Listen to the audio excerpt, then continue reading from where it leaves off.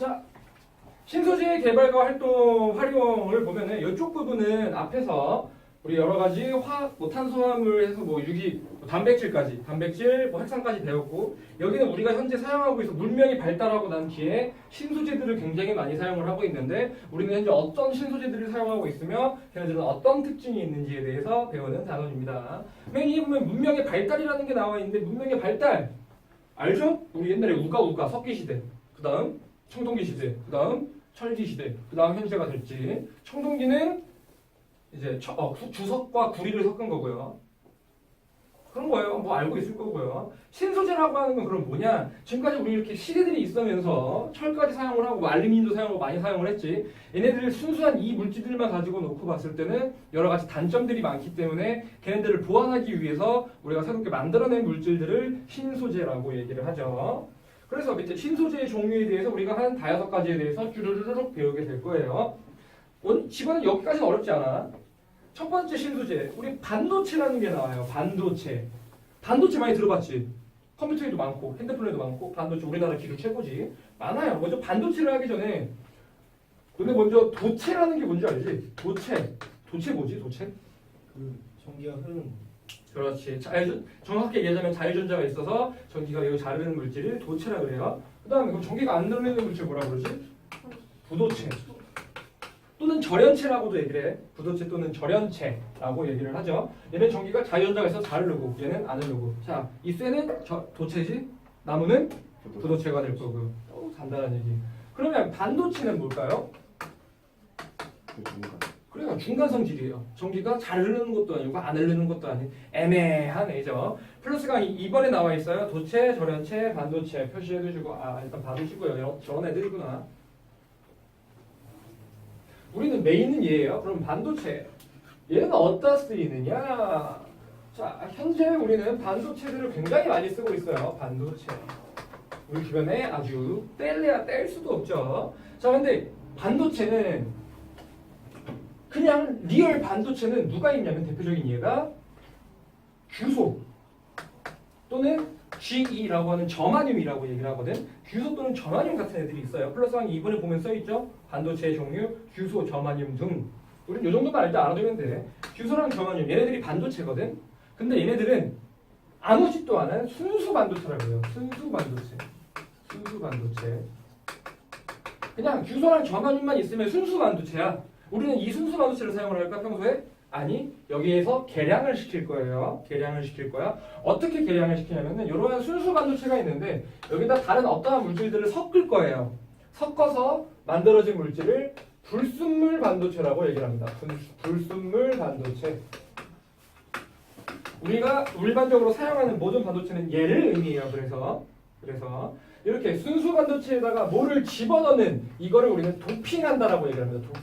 도핑 약반 알지? 도핑한다? 도핑한다네요. 그래서 일반적인 순수 반도체는 규소나 저마늄 같은 애들이 있는데 저마늄이 게르마늄이에요. 이런 애들이 있는데 여기에다가 도핑을 해서 무슨 물질을 첨가를 해서 불순물 반도체를 만들어서 우린 얘를 사용하고 있어요. 책에는 안 나와 있어요. 알아두셔야 됩니다. 특징 한번 봐볼까? 순수한 규소나 저마늄 얘네들은 순수 반도체예요. 위에 써다. 순수한 규소나 저마늄은 위에 순수 반도체다. 얘가 특징 보면은 순수 반도체예요. 얘는 평소에 전류가 그렇게 잘 흐르지 않아요. 근데 여기에 소량의 원소를 첨가, 여기다 뭐라고 쓰면 될까? 도핑이 되겠지 얘가. 소량의 원소를 첨가한다. 이게 도핑이에요. 즉 순수 반도체에 도핑을 하게 되면 전도성이 크게 증가한다. 땡땡 한 다음에 얘가 불순물 반도체 써주면 좋을 것 같아. 불순물 반도체.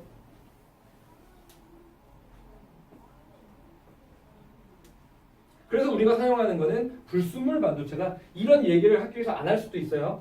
이건 조금 자세하게 나간 건데 작년에 보니까 한 반 정도는 나가고 반 정도는 안 하더라고. 그래서 일단 알려줘본 거야. 순수 반도체랑 불순물 반도체가 있구나. 그럼 우리는 얘를 써요. 자 그럼 옆에 어디다가 그 위에라던가 어디 표 잠깐만 그려볼래? 표? 크진 않고요. 표 잠깐만 보면은 이 불순물 반도체는 크게 두 종류가 존재를 합니다. 두 종류가 존재해요. 다 쓴 다음에 써도 돼. 크게 본 다음에. 자, 얘는 N형 반도체라고 하는 반도체가 있고요. 불순물 반도체가. 그 다음에 P형 반도체라고 하는 반도체가 있어요. 우린 얘네 둘을 써요. 얘네 둘을 여러 가지를 써놓은 거거든. 얘네들은 뭐냐면은 자 일반적인 반도체를 보면은 잘 봐. 순수 반도체는 규소만 놓고 봐보자. 자 규소 몇 쪽이요? 몇 쪽이죠?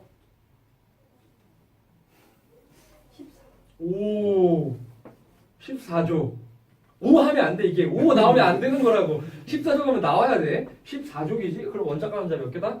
4개다. 아, 규소 일반적인 규소는 원자과 전자 4개네. 공유대랑 몇 개를 수 있지?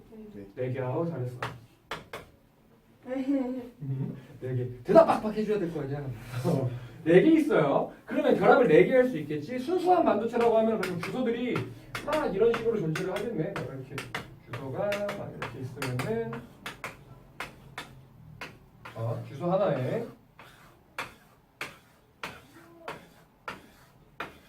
뭐 이렇게 막 결합을 하겠네요. 그럼 과밀 형식으로. 예, 지금 공유결합 4개 하고 있으니까 지금 원자과 전자 4개여서 결합한 거 맞겠지?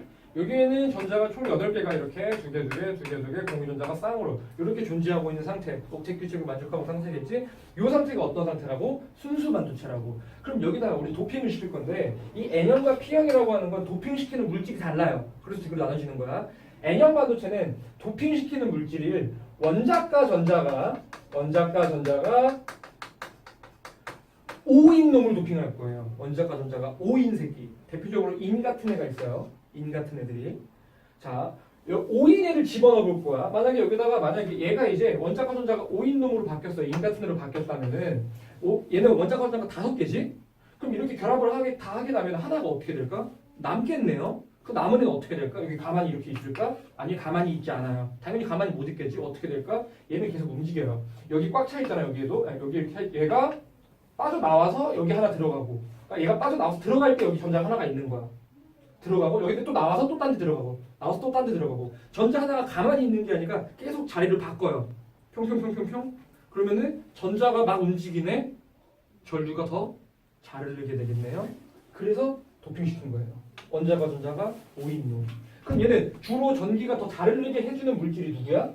전자를 만들어준 거겠지? 그치? 얘는 전자를 만들어준 반도체가 N형 반도체야. 이렇게 원자과 전자가 5인용을 도핑한 거.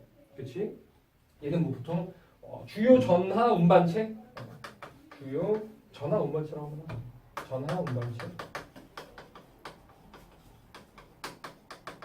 전자가 되겠지. 전자.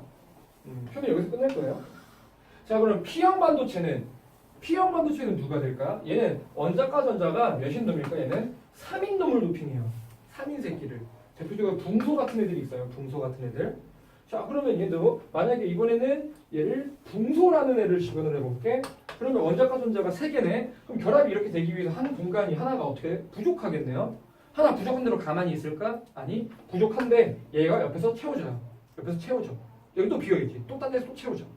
또 채워줘. 결국 전자가 움직여 안 움직여? 움직여요. 전류가 잘 흐를까 안 흐를까? 잘 흘러요. 그래서 얘도 전류가 잘 흐르게 돼요. 그럼 얘는 주요 전하 원반체는 뭘까? 전자가 아니라 저기 빈 구멍이 되겠지? 빈 구멍이 돼요. 얘를 양공이라고도 얘기를 합니다. 양공. 빈 구멍. 그래서 얘는 전하 원반체가 전자가 될 거고 얘는 양공이 돼요. 그냥 구멍을 하나 만들어주는 거야. 전자가 움직일 수 있게끔, 잘 움직이게끔. 요래 만들어지는 게 반도체입니다. P형 반도체, 불순물 반도체, N형 반도체랑 P형 반도체 이렇게 되겠지. 이 표는 어디 써놔? 학교에서 알려줄 수도 있고 안 알려줄 수도 있어요. 안 알려주면 그냥 삭제하시면 되고요. 알려주시면은 알아두시면 돼요.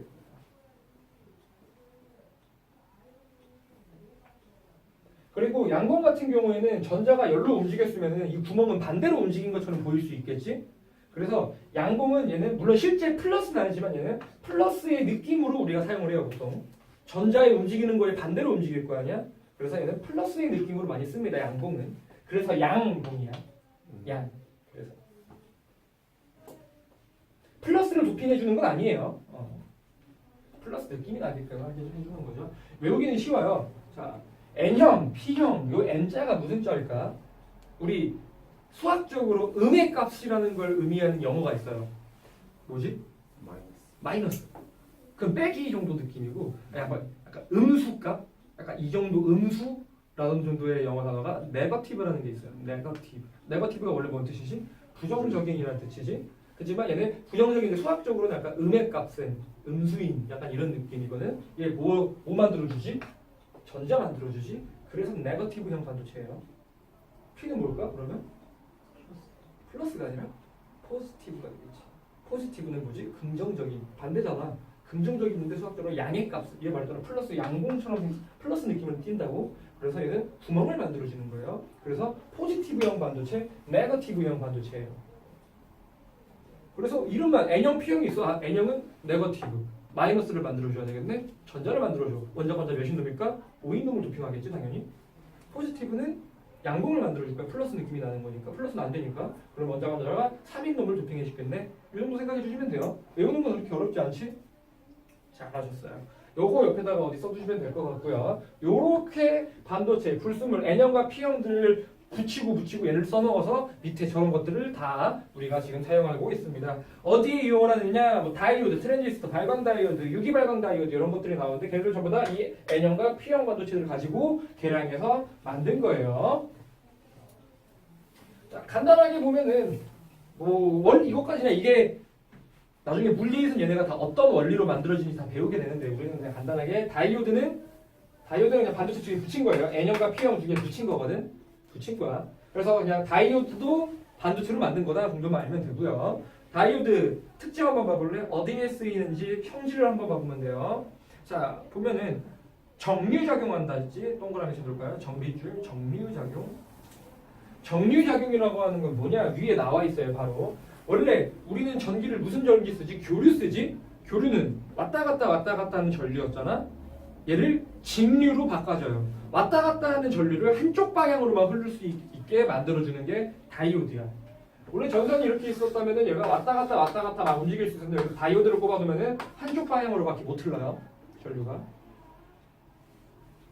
요런 게 다이오드야, 다이오드.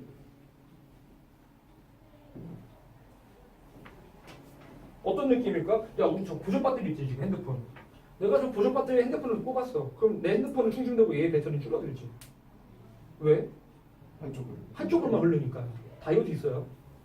만약에 양쪽으로 흐르면 어떻게 될까? 내가 열로 충전되지만 내 핸드폰으로 얘를 충전시킬 수도 있어요, 그러면. 그럼 돼, 안 돼? 안 돼. 그래갖고 우리 저기 충전기 꼽을 때 꼽는 데랑 충전시킬 때 꼽는 데랑 충전할 때 꼽는 거랑 다르잖아? 왜 그런지 알겠지? 다이오드가 그런 데 쓰이는 거예요. 오케이. 다이오드가 그런 데 쓰인다. 한쪽 방향으로. 이걸 정류작용이라고 합니다. 자, 옆에 트랜지스터. 트랜지스터는 다이오드 3개 붙인 거야. P, NP 붙이던가 NP, N 붙이던가 이런 것들인데 그냥 얘는 작용하는 거 뭔지만 써볼까요? 증폭작용과 스위치작용을 해요. 신호를, 전기를 증폭시키기도 하고 껐다 켰다도 할 수 있어요. 간단하게 뭐 소형화에 많이 쓰입니다. 소형화. 우리 컴퓨터 이런 데 트랜지스터 엄청나게 들어있죠? 엄청 들어있어요. 전류가 다 똑같이 흐르면 안 되니까. 필요한데 필요한 것만큼만 흐르겠죠. 자, 그 다음 옆에 발광 다이오드 나오네. 발광 다이오드는 우리가 흔히 알고 있는 LED입니다. LED. 라이트 이미팅 다이오드예요. 발광 다이오드 뭔지 알지? 이건 전기를 흘려가지고 빛내는 거죠. 간단해요. 이거 다이오드. 옆에 유기 발광 다이오드는 우리가 일반적으로 알고 있는 요새 광고 엄청나게 뜨리죠? OLED예요. 올가닉 라이트 이미팅 다이오드. 유기 발광 다이오드. 얘랑 OLED랑 그냥 LED랑 차이점이 뭐냐면 물론 얘가 더 OLED가 훨씬 더 하이테크 기술이기도 하고요. 얘가 훨씬 더 얇게 만들 수도 있고요. 유연하게도 만들 수도 있고 막 이래요. 대표적으로 너네 지금 본지 모르겠는데 중국에서 하웨이에서 폴더블 스마트폰 나온 거 봤지? 물론 망했지만 폴더블이 가능한 게 뭘까? 우리 디스플레이가 막 접힐 수가 있어? 있어요. 이 OLED 기술이면은 할 수 있어요. 일반적인 LED는 접으려면 여기 막 라인 다 있어야 되게 접히는 라인. 그냥 저런 OLED 기술이 발전되면 그냥 다 접을 수 있어요. 내년에 삼성에서도 된다는데 포터블? 폴더블 폰? 물론 흔할지는 모르겠어. 아직 우리가 핸드폰을 접을 것 같아. 나중에 이 기술이 발전되면 어떻게 될까? 스마트폰을 이제 주머니 넣을 때 구겨갖고 막 주머니 넣을 수 있겠지. 많이 발달한다면 종이 쪽으로 되는 거야. 스마트폰, 그게 아이패드 막 쓰다가 꼭 다닐 수도 있겠죠. 이렇게 접어서 이런 것도 되고 OLED가 기술 발전되면 이제 투명 이미 그런 기술이 있긴 한데 투명하게 디스플레이를 만들 수가 있어요. 유리가 모니터가 될 수 있어 이제. 나중에 TV 같은 데가 모니터가 되겠지. TV 같은 거에 아니라 유리만 걸어놓는 거야 하나를. 여기다 버튼 키면 유리에서 TV가 나와요. 저런 창문에다 그런 거 달아놓는 거야. 나중에 이제 이 칠판도 그냥 유리가 되겠죠. 내가 쓸 수도 있고 여기 버튼 누르면은 디스플레이가 나오고 이런 식으로 될 수 있을 거예요. 나중에 이 OLED에 있는 기술이 엄청 좋을 거야. 이제 앞으로 더 발전하게 될 거고 물론 우리나라 기술도 세계 최고죠. LED 기술은 반도체 쪽은 오늘 알다시피 삼성이 엄청 어마어마하지. 세계 1등이니까요. 자, 그래요. 이런 것들이 반도체입니다. 반도체. 이런 데 쓰이구나. 오케이, 반도체는 알겠어. 자, 여기 초전도체 나옵니다. 괜히 별표 쳐져 있는 게 아니에요. 초전도체라는 걸 배울 거야. 초전도체. 얘는 뭘까요? 전도체가 초 붙은 거야. 초. 졸라 좋다고. 즉, 전도인데 전기가 매우 잘 통하는 물질을 초전도체라고 얘기를 하겠죠. 자, 초전도체는 일단 일반적으로 도체 같은 경우에는 전기 저항과 온도에 대한 그래프를 봤을 때 도체는 온도가 내려갈수록 저항이 작아져요. 온도가 내려갈수록 저항이 작아진다는 거는 온도가 내릴수록 전류가 잘 흘러? 못 흘러. 저항이 작아지네? 잘 흘러요. 일반적으로 저온에서 전기가 더 잘 흘러요. 일반적인 도체, 즉 도체는 그래. 도체는 그래. 그러고 있는데 옆에 초전이 붙잖아.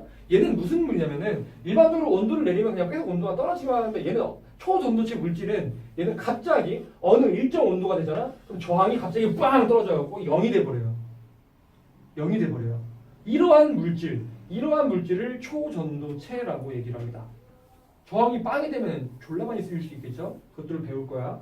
이때 이렇게 온도가 딱 전기 저항이 0이 되기 시작하는 온도, 이 온도를 임계 온도라고 얘기를 해요. 그래서 초전도체는 임계 온도 미만에서 초전도 현상이 일어난다 얘기를 해요. 이렇게 전기 저항이 0이 되는 현상을 초전도 현상이라고 얘기를 합니다. 이 임계라고 하는 거는 그냥 대명사야. that temperature, 온도 그냥 그 온도라는 거야. 정해져 있지 않아요. 물질마다 다 달라요. 그런 것들이죠. 자, 그래서 한번 책 다시 한번 봐보면은 초전도 현상이라고 하는 거는 특정 온도 이하에서 전기 저항이 0이 되는 현상이 그 얘기죠. 특정 온도가 밑에 나와 있는 임계 온도예요. 전기 저항이 0이 되어 초전도 현상이 나타나기 시작하는 온도다. 그러니까 임계 온도 미만에서 일어나요. 임계 온도 이상에서 일어난다면 틀려요. 임계 온도 미만에서 온도가 떨어질 거예요. 그래서 그 옆에 그래프가 나와 있지. 이런 그래프가 초전도체구나. 초전도 현상은 여기서부터 일어나는 거예요. 전기저항 0이 됐으니까. 그렇지? 지금 보면 일단 수온 몇 도야? 4.2 켈빈이래. 약 영하 270도예요. 못 만든다는 소리죠. 못 만든다는 소리예요. 지금 얘 쓸 수 있을까 없을까? 지금 못 쓰고 있어요. 왜? 비싸니까. 이 온도 내리는 게 얼마나 힘든데. 많이 못 쓰고 있어요. 중학교 때 저항이 0일 수는 없다고 배운 건 거짓말이었던 거예요. 말했잖아. 지금 얘는 뭐 아무 물질이 저항이 0이 된다라는 거야. 모든 뭐 선풍기나 그런 건 전부 다 저항 0이 될 수 없다고. 얘는 저항이 0이 돼요. 초전도 현상. 일반적으로 아니지. 일반적인 문제가 아니지. 일반적인 문제가. 이런 현상이 전기 저항이 0이 되는 애를 의미합니다. 물론 못 쓰고 있어요. 자, 밑에 보면은 초전도체의 특징과 이용이라고 나와 있는데 그러면은 이 전기 저항이 0이 되면은 어디다 써먹을 수 있을까? 자, 먼저 특징은 크게 두 가지가 있어요. 자, 전기 저항이 0이 된다면은 어디다 쓸 수 있을까? 첫 번째, 우리 전기줄 무슨 선 쓰지? 구리 쓰지, 구리. 근데 우리도 아래 뭐 배웠지, 우리 손실을 배웠었지. 그러면 알겠지만 구리라고 하는 건 당연히 저항이라는 게 존재해요. 손실되는 양이 엄청 많아요. 우리 사용하는 거 220V지만 발전소에서 만드는 거 몇 기가와트 막 말도 안 되게 세게 만들어내지. 왜 오면서 손실이 죽어서 다 나가니까 엄청 심해요. 우리 그 기억나? 구리보다 손실이 적은 애, 즉 저항이 작은 애들은 있어요. 금이랑 은이 있어요. 걔로 쓰면 이제 나라가 거덜나겠지. 그러니까 못 만들고 구리로 쓴 거야. 근데 금도 저항은 있어. 근데 만약에 전기 저항이 0이 되는 물질을 개발을 했는데 얘가 구리보다 싸. 그러면 전기줄 얘로 다 바꿔야 되겠죠? 당연히. 엄청 좋은 거예요. 그래서 뭐로 쓰인다? 전기 저항 0이 되기 때문에 첫 번째, 송전선에 쓸 수 있어요. 전력 손실이 없는 송전선. 이걸 초전도 케이블이라고 합니다. 초전도 케이블. 지금도 써요. 못 쓰죠? 제한이 있어요. 아직 못 쓰고 있지. 비싸잖아요. 지금 여기서 배우는 것들은 이런 데 쓸 수 있다라는 걸 알려주는 거야. 지금 막 쓰고 있다는 아니고요. 쓸 수 있다. 초전도 케이블. 이런 데 쓸 수 있어요. 아주 좋을 거야. 그리고 하나 더 있어요. 오른쪽 보면은 얘는 저항이 0이네. 그럼 전류를 흘려보내면 전류가 계속 흐르겠네. 아무리 센 전류도 막 흘러낼 수 있어. 저항이 없으니까. 원래 저항이 조금이라도 있으면은 센 전류를 흘려보내면 열이 발생하잖아. 못 써요. 녹아버려서. 근데 저항이 0이면 아무리 센 전류를 막 흘려보내도 전기가 계속 흐를 수 있겠지. 저항이 없게 되니까. 그러면은 우리 앞에서 중학교 때 배웠네. 전류가 흐르면 뭐가 형성되지? 그렇지. 자기장이 형성되지. 그럼 매우 센 전기를 흘리면 매우 강한 자기장도 발생할 수 있겠네. 자기장을 매우 강하게 만들 수 있어요. 두 번째 특징. 센 전기를 흘릴 수 있으면서 강한 자기장을 만들 수 있다. 밑줄. 강한 자기장. 어디다 할 수 있냐? 이 자기장을 이용한 물질들이 밑에 나와 있어요. MRI, 자기국민장치, 뭐 핵융합장치, 입자가속기 이런 것들이 있대요. 저런 데다 쓸 수 있. 지금 저걸 초전도체가 저기 쓰이고 있다는 게 아니야. 이런 데 쓸 수 있다는 뜻이에요. MRI 뭔지 알지? 병원에서 막 사진 찍는 거. 그거 자기장으로 찍는 거거든. 핸드폰 들고 다녀. 그런 것들. 이런 데 쓸 수 있다. 지금 초전도체는 이렇게 특징들과 얘네들로 어디다 쓸 수 있는지 다 아셔야 돼요. 그런 데도 쓸 수 있어요. 이게 전기저항이 0이 때문에 만들 수 있는 것들. 하나 더 있어. 얘는 특징이 또 신기한 게 얘는 매우 강한 자기장을 만든다고 했지. 그러기도 하고요. 만약에 여기 자석이 밑에 놓여있는데 여기다가 초전도체를 올려놓잖아. 자석에서는 뭘 뿜지? 자기장을 내뿜어내겠지? 이 자기장이 이 초전도체를 통과를 하질 못해요.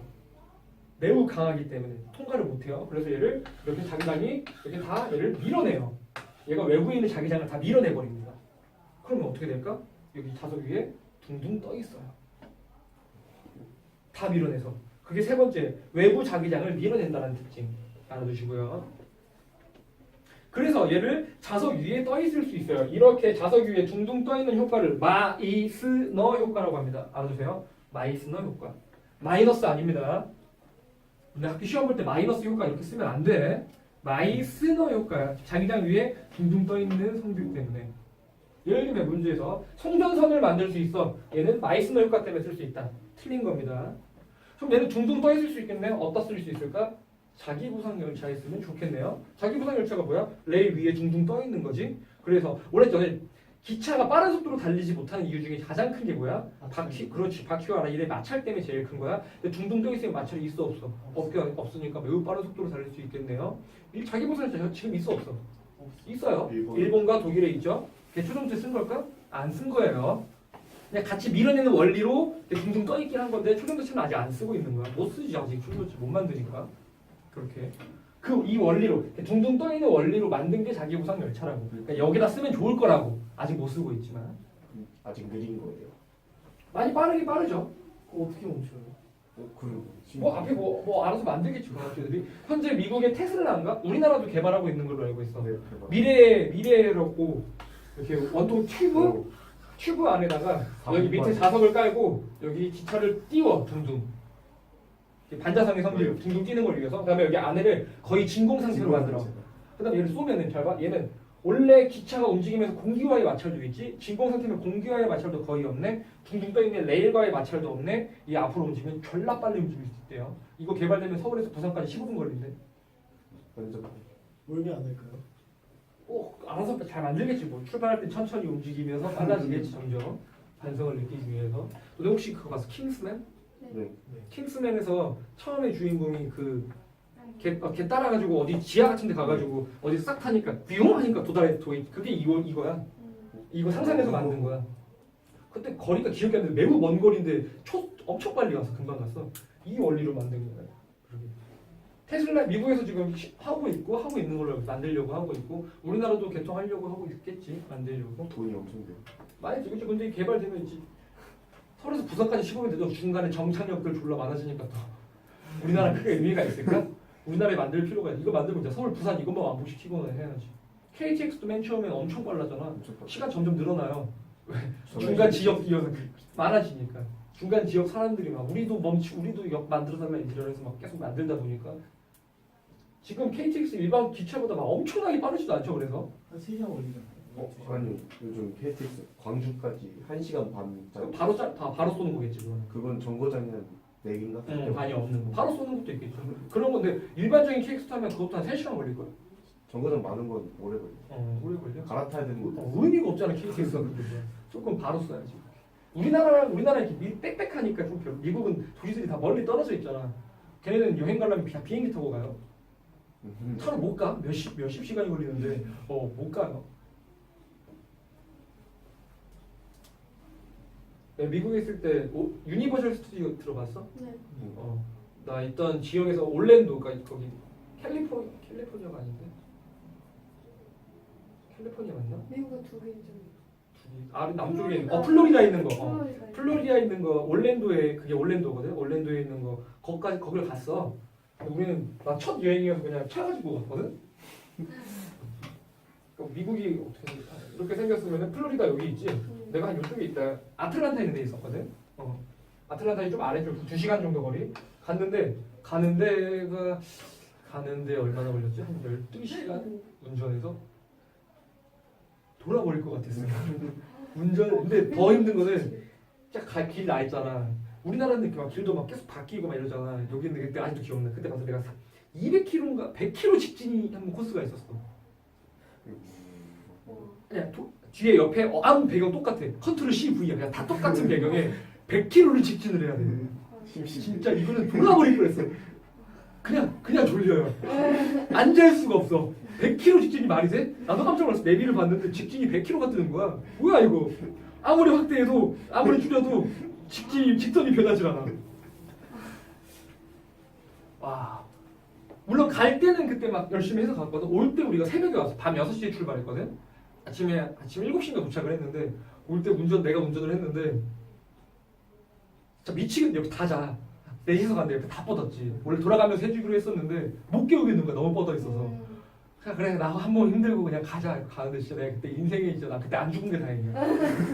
진짜 잤어 나는 차에서 운전하면서 자다가 막 역주행하고 있고 이러고 가다가 또 졸고 그래서 가다가 차 멈추고 내려갔고 담배 계속 피면서 막 자면 안 돼 막 정신 차려 하고 막 운동하고 잠깨 또 타 우와 진짜 내가 역주행 그때 이러면 절대 안 되던데. 내가 그때 할 때는 몰랐어. 그렇게 하고 도착을 했다. 도착하니까 소름이 돋는 거야 몸에. 와 이건 안 죽은 게 다행이다라는 싶거든. 사고 안 난 게 말이 안 돼. 왜냐면 차가 없으니까 사고가 안 난 거긴 한데 진짜 이건 가다가 다리 같은 데 땅에 떨어졌을 수도 있고 너무 소름이 돋는 거야. 와 졸음운전이 이렇게 무섭구나. 자 그다음부터 졸음운전 절대 안 해요. 가다 졸리면 무조건 세워놓고 자고. 그러니까 한 번 경험해보니까 도착을 했는데 진짜 내가 이거는 사나운 미친놈 이거는 진짜 신의 축복이다. 이거 산 게 말이 안 된다고. 13시간을 운전을 혼자 그 새벽에 했으니까 너무 피곤한데 같이 간 사람은 아무것도 너 왜 그랬어? 깨워줄 텐데 나 바꿔줄 수 있는데 그러니까 아니야 형 감사하게 살자 우리 몇 번 죽을 수 있었어. 애들은 도착이니까 괜찮아 도착했으니까 진짜 아닌 것 같아. 이거는 진짜 신호위반 한두 번 했겠어? 신호위반에 막 고개 운전 막 진짜 막 내비가 말해줄 때만 살짝 깨는 거예요. 진짜 거의 내가 9시간 정도는 기억이 잘 안 나. 뭐 운전을 했는지도 졸면서 운전을 하니까. 와 그때 이후로 이제 여행 차 타고 안 가요. 다 비행기 타고 갔어. 비행기 타고 갔어 그냥. 이 개고생. 비행기 타면 1시간이면 한두 시간이면 갈 걸. 그래서 나중에 다 해. 비행기 타고 여행 다녔어. 아무튼 너네들 이렇게 겪어봐야 알아. 졸음운전하면 안 돼요. 하면 안 돼. 엄청 무서운 일이야. 자기부상열차다 얘기가 많아졌네. 아무튼 초전도치까지 우리가 얘기를 했고요. 자 여기 75까지 하고 쉴게요. 자 세 번째 배우는 신수제는 액정입니다. 액정. 얘는 신수제라고 하지 못하지. 너무 많이 그 과거의 기술이기도 하죠. 액정 뭔지 알지? 액정이라고 하는 거는 우리가 간단하게 LCD 모니터 생각하면 돼요. LCD 모니터. 액정 자체가 느낌에서 느껴지겠지만 액체, 그 다음에 고체 두 개의 중간 물질이에요. 액체의 성질과 고체의 성질을 중간 성질을 가지고 있는 물질이고 얘는 분자 배열이 졸라 신기하게 돼 있어. 액정이라고 하는 건 일단 고체처럼 이렇게 느껴지는데 얘 분자 배열이 졸라 신기해요. 일정하게 배열돼 있다. 그래가지고 여기 뒤에 빛을 쏘잖아. 그럼 빛이 얘를 다 통과해요. 일반적으로. 근데 얘가 신기하다. 여기다가 전압을 걸잖아. 전류를 여기다 흘려보내면 얘가 배열이 싹 바뀌었다. 그때는 전기가 통할까 안 통할까? 빛이 통과할 수 있을까 못할까? 못해요 그때는. 그래서 LCD 모니터의 원리는 여기서 맨 뒤에서 빛을 일단 켜. 뭐 빨간색, 파란색, 뭐 초록색 이렇게 있었겠지? 빛을 켜. 그 다음에 통과해. 우리가 보이지? 내가 원하는 색을 빼고 나머지 색을 차단하는 원리로 우리가 디스플레이를 구현하는 원리야. 구현하는 원리. 그런 원리예요. 액정의 대시. 자, 액정 한번 봐볼까? 액정. 보면은 가늘고 긴 분자가 거의 일정한 방향으로 나란히 배열되어 있고 고체와 액체의 중간 성질을 띠는 물질이다. 아, 이게 액정이구나 정도 알아두시면 될 거예요. 이런 애야. 자, 그럼 밑에 LCD라고 하는 거 방금 얘기했던 요 원리예요. 요 원리. 내가 여기서 보는 거지 눈으로 이렇게 물체를 봤을 때 차단시키는 원리야, 빛이. 너네는 LCD 모니터를 거의 안 써봤겠지? 내가 너네 말할 때 LCD 모니터가 이제 막 나오는 거였거든. 두꺼운 거요? 아니야, 그거는 CRT야. 더 구식이야. LCD라고 하는 것도 얇아진 게 얇아졌는데 LCD의 이제 단점은 검은색 구현율이 너무 안 좋아요. 그래서 왜냐면 일단 뒤에 빛을 킨 다음에 얘를 다 차단시켜서 빛을 막아야지 검은색으로 나타내는 거잖아. 그래서 LCD 지금 우리는 이게 검은색이잖아. 여기 켜도 검은색이 지금 그냥 빛이 없는 거잖아. 얘는 안 킨 거야 그냥 불을. 근데 LCD는 검은색도 뒤 좀 밝은 검은색이 보여요. 검은색도 약간 뒤에 뭔가 밝은 느낌이 들어. 막 색 구현율이 막 엄청 좋지는 않아요, LCD 자체가. 지금은 또 기술이 발달해서 많이 커버가 되지만. 그리고 LCD의 또 단점 중에 하나가 얘가 이렇게 배열이 일정해서 앞으로만 나온다 그랬잖아. 앞에서는 아주 잘 보여. 그때 기술로는 얘가 빛이 이렇게 통과를 하니까. 근데 이 각도가 옆에 넘어지면은 안 보여요. 정면에서 잘 보이는데 옆에서 보면 잘 안 보여. 빛이 나온다는 게. 빛이 앞으로만 나온 거야. 얘가 여기 액정을 통과하면 한쪽으로만 이렇게 통과를 하는 거야. 그러니까 사방으로 나가는 게 아니라 여기서 이미 앞쪽 빛만 필터해서 나온 거잖아. 그러니까 앞에서 보면 잘 보이는데 옆에 이렇게 보면 어둡게 보여요. 어두워 보여. 셀프 세큐리티가 되긴 한 건데 이게 말이 그거지. 모니터를 쓰다 내가 LCD 모니터에 썼거든 예전에. 개 짜증나. 정면에서 보면 잘 보여. 옆에서 조금만 누워도 안 보여. 그러니까 막 영화 같은 거 볼 때 이렇게 막 누워서 보고 볼 수가 없어. 모니터를 같이 움직여야 돼 이렇게. LCD가 나오고 바로 LED가 나온 거야. LED가 훨씬 더 좋아요. 아무튼 액정이 이런 것들이 있어요. 물론 방금 내가 말했던 기술들은 다 보완돼가지고 지금도 쓰고는 있어. LCD에 또 장점들도 있거든 나름. 이렇게 쓰고 있어요. 자, 특징 한번 볼까? LCD. 그래서 액정을 이용해. 얘가 액정이에요. LCD가 LCD잖아. 리퀴드 크리스탈 디스플레이야. 리퀴드 크리스탈이 액정이라는 뜻이에요. 액정을 사용한 디스플레이다라는 거죠. LCD 보면은 액정을 이용해 얇게 만든 영상 표현 장치로 자, 전압을 걸어 액정 분자의 배열을 조절하면서 자, 빛을 투과시키거나 투과시키지 않도록 자, 밑줄 쳐보면은 빛을 투과시키거나 밑에다가 얘 전기 걸려있어 안 걸려있어? 빛을 투과시킨다. 안 걸려있다고 내가 했잖아. 평소 때 통과한다고. 전기가 걸면 차단한다고. 그래서 빛을 투과시키거나 밑에 전압 X 이렇게 쓰면 되겠네. 투과시키는 거는 전압이 없는 상태야. 옆에 투과시키지 않을 때는 전압 동그라미 써놓으면 되겠지. 투과시키지 않을 때가 전압이 걸려있는 거예요. 바로 옆에 6번 한번 봐봐. 플러스 강의 6번. 액정 디스플레이 원리 써있지. 그림 보이지? 지금 얘는 빛이 통과해 못해. 빛 차단돼 있네요. 전압이 걸렸다 안 걸렸다? 걸렸다. 전압 걸렸을 때 써있잖아요. 전압 걸릴 때 써있지? 요 정도만 알아두면 돼. 자세하게 원리까지 얘는 막 빛의 원리 막 휘어지고 막 하는 거거든. 근데 지금 작년까지 통합과학 전까지 있었는데 지금 다 날라가고 요것만 남은 거야. 그냥 간단하게 액정의 원리랑 어디다 쓰이는 건 너무 많으니까 이런 데 쓰이구나 라는 걸 아시면 될 거고요. 자, 마지막 액정 마지막 밑에 있는 네오디뮴 자석. 얘는 더 간단해요.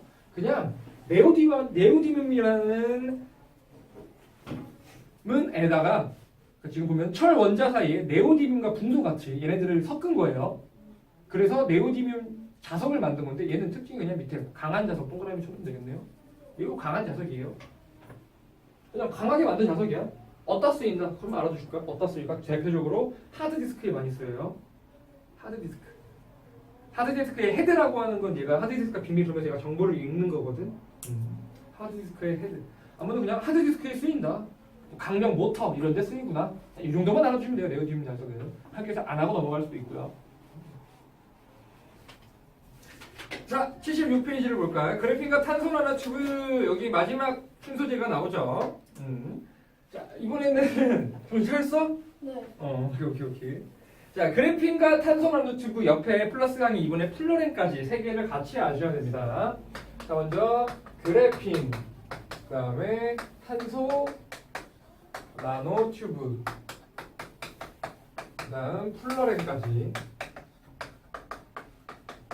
세 가지가 셋 다 탄소로 만든 거거든. 그래갖고 세 가지가 나왔어요. 탄소를 나노 단위로 배열을 바꿔가지고 만든 물질들입니다. 각각의 모양과 각각의 특징들, 각각의 어디다 쓰는지 또 알아두시면 됩니다. 자, 그래핀은 탄소 저렇게 생겼어요. 그래핀은 탄소가 육각형 벌집 모양으로 생겼어요. 벌집 모양.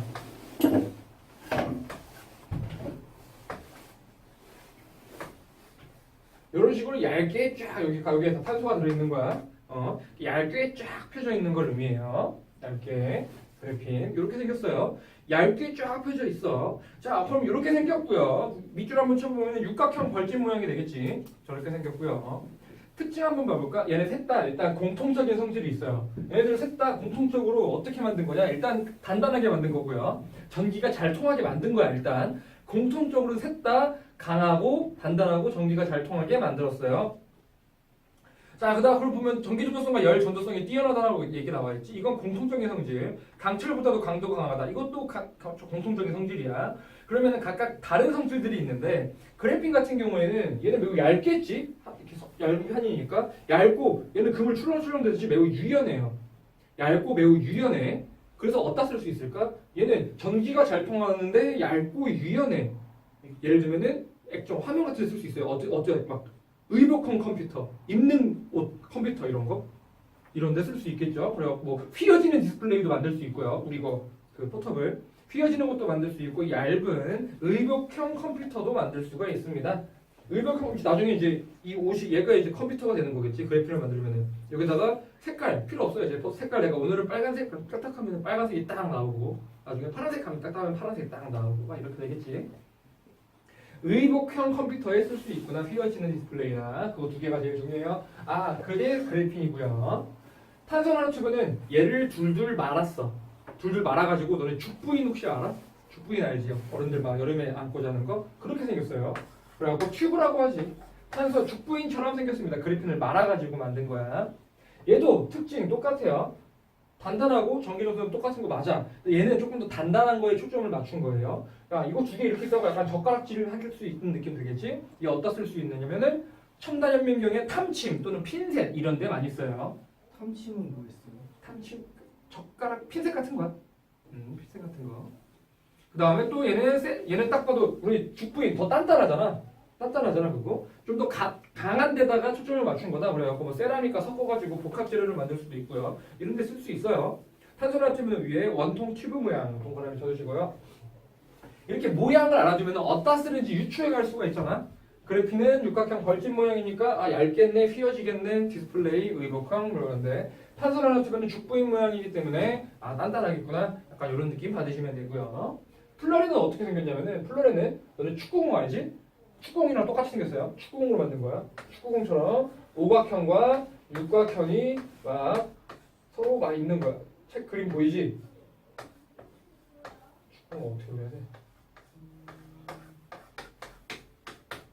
뭐 이런 식으로 공이에요 이거 축구공. 이런 식으로 생겼어요. 주르륵 생겼어요. 주르륵. 자, 얘도 특징 전기 잘 통하고요. 단단한 거 맞아요. 얘는 조금 더 어떤 느낌으로 잡았냐면은 여기 속 안에가 비어 있어. 껍데기만 딱 있거든. 그러니까 얘는 여기 속 안에다 어떤 물질을 집어넣고 얘를 만들어 놓은 다음에 운송수단으로 써먹을 수 있어요. 어디다 쓰이냐? 지금 보면 특징 보면 내부가 비어 있고라고 있지. 공모양 구조이기 때문에 그래서 의약 성분의 체내 운반체 여기 안에다가 약을 집어넣은 다음에 얘를 만들어서 집어넣을 거야. 그럼 우리가 딴 데서 반응 안 하고 얘가 움직이다가 그 지역에서 약을 꺼내는 거지. 알약은 우리 위에서 흡수되는 거잖아. 그런 거 말고 조금 더 고급지게 만들 수 있겠죠. 그래서 플루린을 과학자들이 찰 수 없는 축구공이다라는 명언을 남긴 적이 있죠. 찰 수 없는 축구공. 멋있지? 플루린. 각각 특징 다 알겠지? 그래핀, 탄소랑 플루린. 뭐 어렵지 않아요. 물론 저 밑에 3번 플러스 강의 3번 보면 그래핀의 단점 나와 있지. 이건 그래핀뿐만 아니라 이 셋 다의 단점이에요. 왜? 만든 거 좋지, 너무 좋아. 하지만 비싸요. 대량 생산이 어렵다. 이게 비싸다는 뜻이야. 그리고 만들기도 어렵고요. 그래서 지금 많이 못 쓰고 있어요. 지금 밑에 그래핀의 구조 그림이 나와 있는데 얘는 얇은 한 층이라고 그랬잖아. 얘가 겹겹이 쌓여 있는 게 흑연이야. 흑연으로 쉽게 막 부러지고 하지. 근데 얘는 그 얇은 층을 벗겨낸 거여서 이 한 층은 매우 단단한 거예요. 그래서 밑에 그림이 그렇게 나와 있어요. 그냥 흑연에서 한 층을 까놓은 게 그래핀이 된다라는 얘기예요. 별로 어렵진 않고요. 여기까지 하면 일반적인 신소재는 끝이 나게 됩니다. 자, 그러면 밑에 나와 있는 거는 얘는 말 그대로 자연을 모방한 신소재야. 자연적으로 어떤 물질들이 있고 어떤 특징들이 있는 거를 우리가 그 특징들을 보고 따라 만든 신소재들이야 되겠지. 그렇지? 어렵지 않아요. 그냥 이런 것들이 있다 이렇게 알면 돼요. 먼저 독고마리 열매. 독고마리 열매는 어떻게 생기냐면 끝에 갈고리가 있어요. 그리고 막 이렇게 잘 붙어. 이 원리로 우리 뭘 만들었다? 찍찍이 만들었어요. 독고마리 열매를 모방한 신소재는 뭐가 있을까? 찍찍이가 있다. 이런 식으로 알아두면 된다고. 갈고리 형태로 되어 있는 벨크로 테이프, 저게 찍찍이에요. 그 다음에 홍합의 족사. 홍합 같은 경우는 바닷속에도 바다에 딱딱 붙어 있을 수 있지? 그렇지? 그러면 이걸로 우리 모방해서 물에 있어도 잘 붙을 수 있는 물질들을 만들었겠죠? 뭐 수중 접착제 이런 것들, 의료용 접착제 이런 걸 모방해서 만든 거예요. 그 다음에 연잎. 연잎은 물에 있는데 젖어 안 젖어? 안 젖어요. 수많은 돌기가 있어서 안 젖습니다. 얘로 뭐 할까? 방수. 모방한 거야. 우리 방수, 뭐 옷이라던가 이런 것들 모방한 것이 자동차 코팅도 될 거고요. 옆에 넘어가서 뭐 개코도마뱀. 개코도마뱀이라고 하는 거는 도마뱀인데 다 붙어 있을 수 있대. 스파이더맨처럼. 그럼 이걸로써 뭘 찾은 거야? 옆에 테이프. 개코 테이프라는 게 있어요. 거미줄. 거미줄이 강철보다 강해요. 거미줄처럼 강철을 거미줄처럼 얇게 만들면은 강철보다 거미줄이 더 단단합니다. 매우 강해요. 거미줄은. 얘를 모방해서 뭘 만들었을까? 얘를 막 겹쳐가지고 방탄조끼나 이런 것들을 만들었다. 이렇게.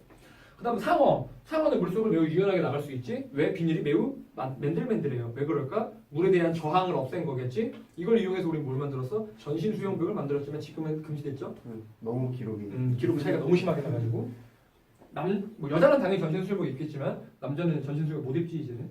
이거 빤스밖에 못 입지. 기록 차이가 너무 그만큼 심한 거야. 물 저항 살에 맞는 것보다 이 전신 수영 하나가 엄청 컸던 거야. 기록 차이가. 그래서 방해했고요. 모르포납이라고 하는 거는 얘는 그냥 날개가 날개인데 얘가 보는 방향에 따라서 색깔이 달라진대요.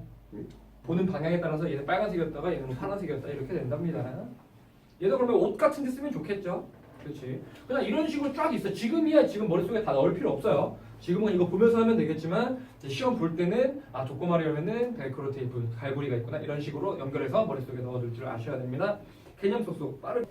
자, 리뷰 잠깐 한번 봐볼까? 배운 내용 리뷰. 우리가 여기 힘과 관련돼서 속도랑 관련돼서 배우긴 배웠는데 너네가 중1 때 배웠어. 기억날지 안 날지 모르겠네요. 자, 먼저 우리는 힘이라는 걸 알고 있지? 힘은 우리 F로 썼어. F. 단위가 뭐였지? 힘의 단위. 뉴턴. 그렇지. N 쓰고 뉴턴이라고 읽었었지. 우리 힘을 표시할 때 중2 때 이런 식으로 표시를 했었죠. 작용점, 화살표의 방향이 힘의 방향, 이 화살표의 길이가 힘의 크기고 이런 거 했었어요. 아, 단위는 뉴턴이구나. 오케이. 뭐 힘은 요거 어렵지 않죠. 근데 이제 여기부터 좀 골치가 아팠어. 중력. 자, 중력이라고 하는 건 뭐지? 지구가 당기는 힘이지. 지구가 당기는 힘이었고 우리 헷갈렸던 것 중에 하나가 질량과 무게가 있었어요. 기억나?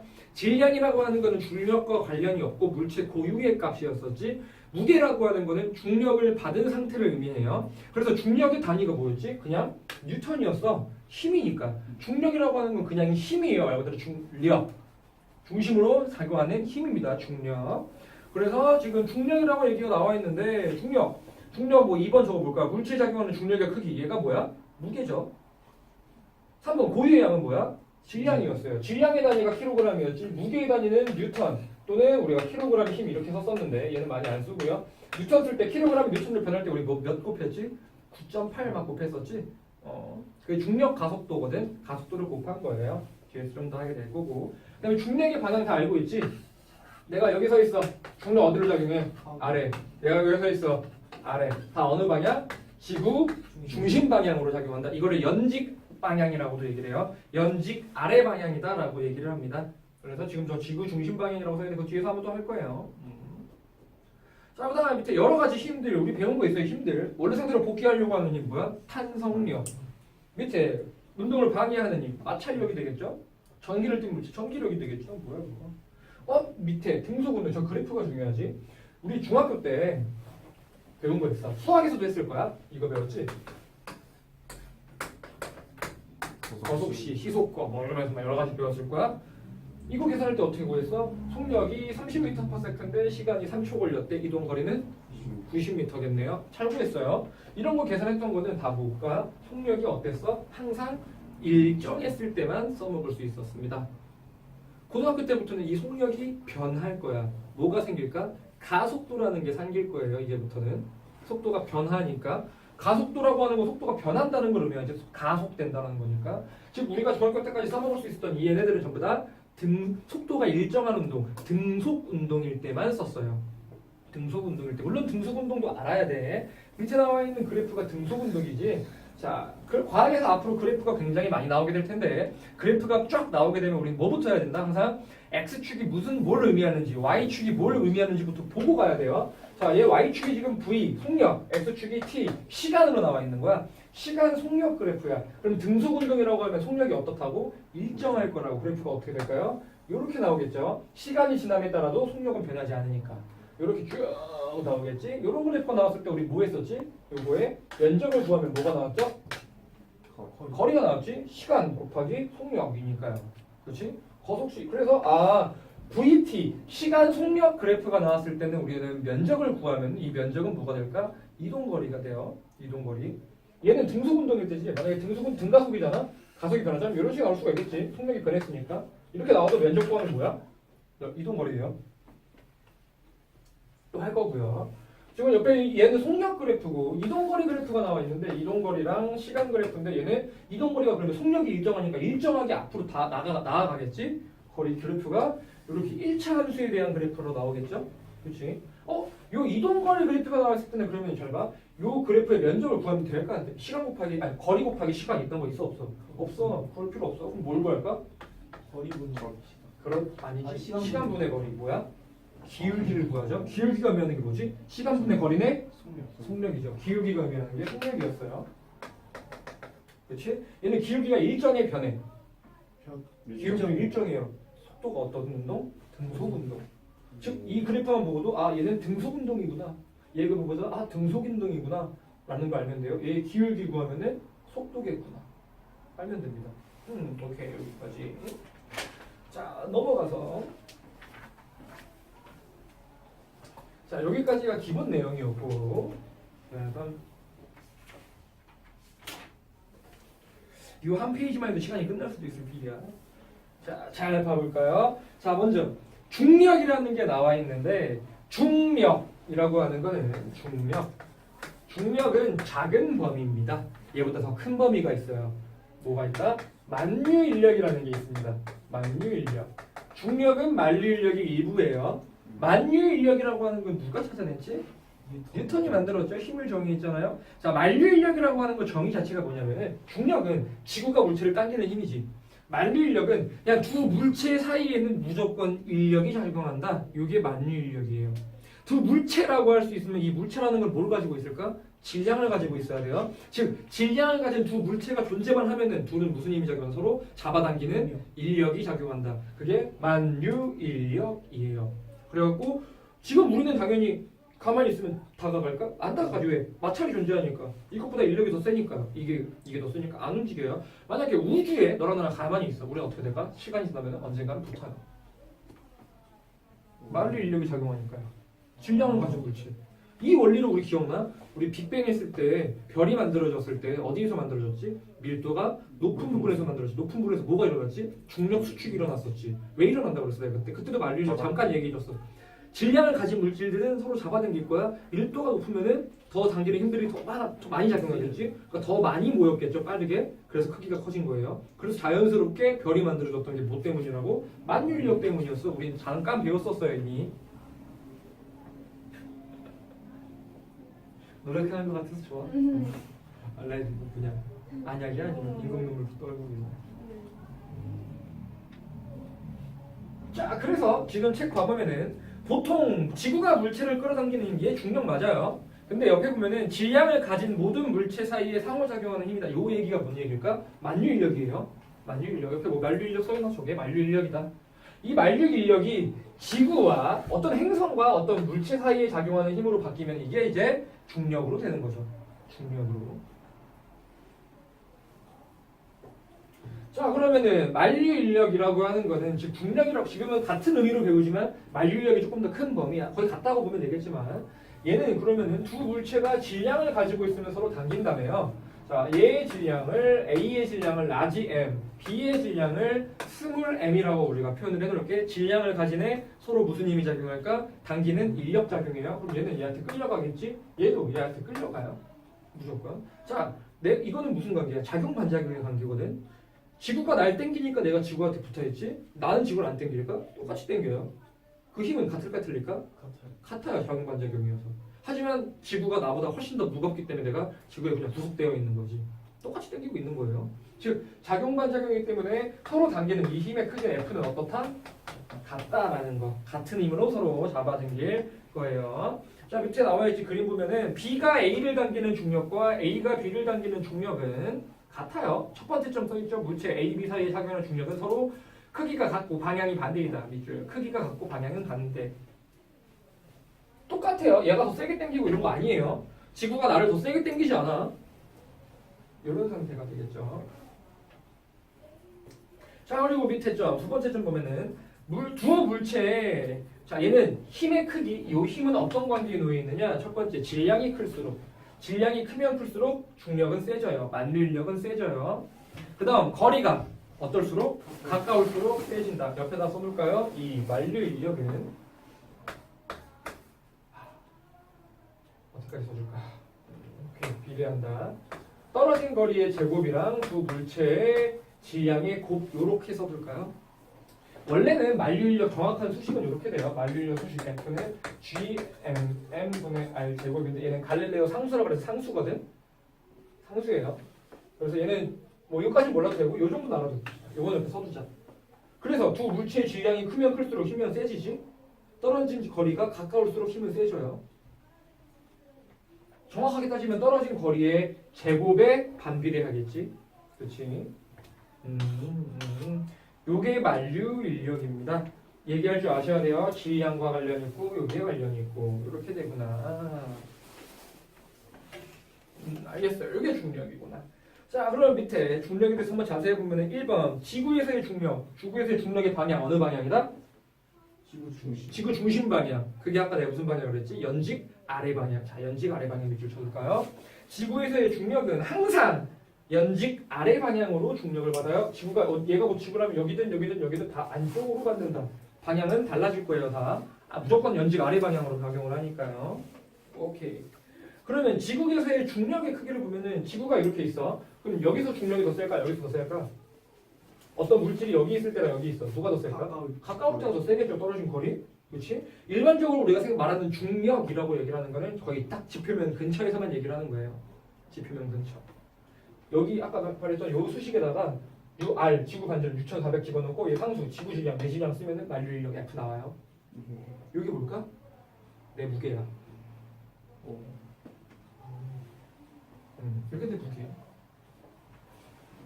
자, 자, 일반적인 중력은 지금 나와있죠. 이번 지구에서 중력의 크기는 지표면 근처라고 얘기하는 게 집착할 필요 없어. 그냥 중력 기준 자체를 그냥 지표면 근처로 잡은 거예요. 지표면 근처에서 물체를 작용하는 힘의 크기를 중력이라고 하는 일을 뭐라고 한다? 동그라미 무게라고 얘기를 합니다. 무게. 자, 무게는 우리는 어떻게 썼지? 중학교 때 무게 W는 질량 곱하기 9.8을 했었지 우리는. 중딩 때, 초딩 때. 초딩 때는 안 했겠구나.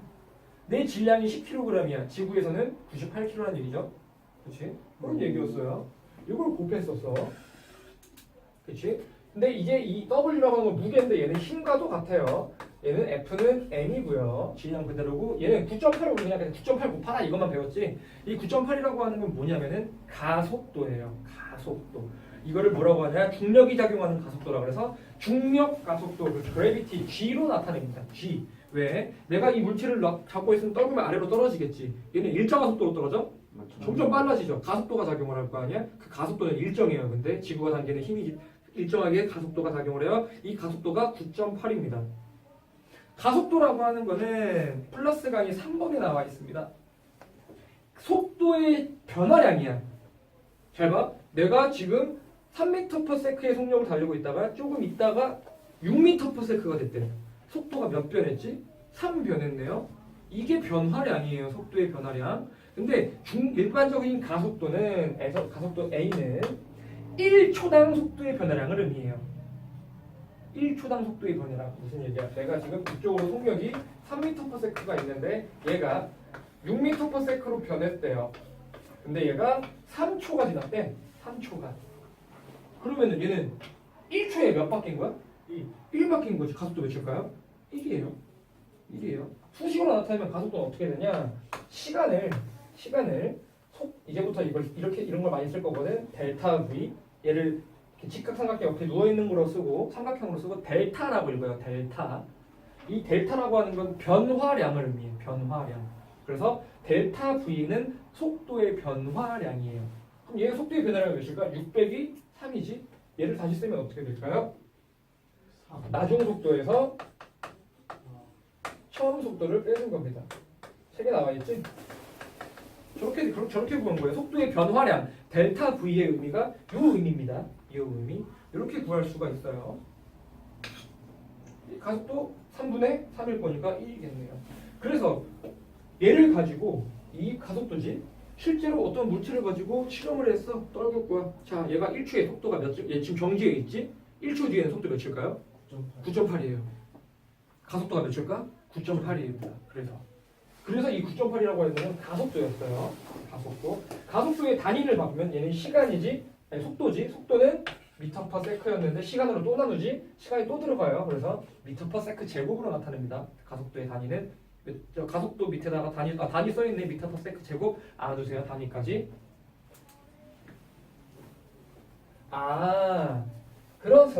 그래서 이 9.8이라고 하는 거는 중력 가속도 G였었어요. 이 G가 의미하는 건 그냥 9.8이야. 9.8.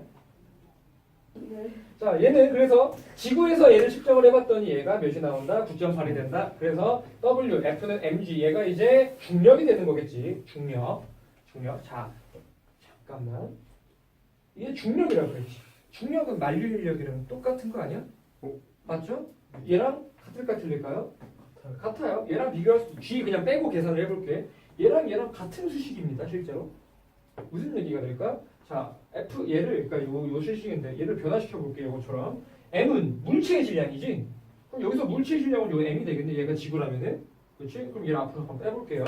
그럼 F는 질량 M이고 뒤에 싹 다 곱하면 저 G 라지 M분의 R 제곱. 이게 상수니까 이렇게 되겠네.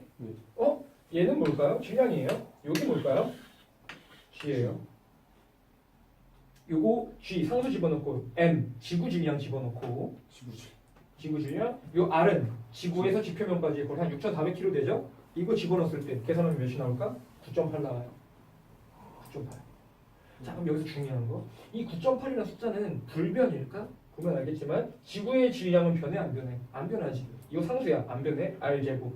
뭘까? 떨어진 거리가 가까울수록 크겠네요. 제일 가까운 게 지표면이잖아. 그게 몇이라고? 9.8이라고. 그럼 얘가 위로 올라갈수록 하늘 높이 올라갈수록 중력 가속도 G는 점점 어떻게 될까요? 작아져요.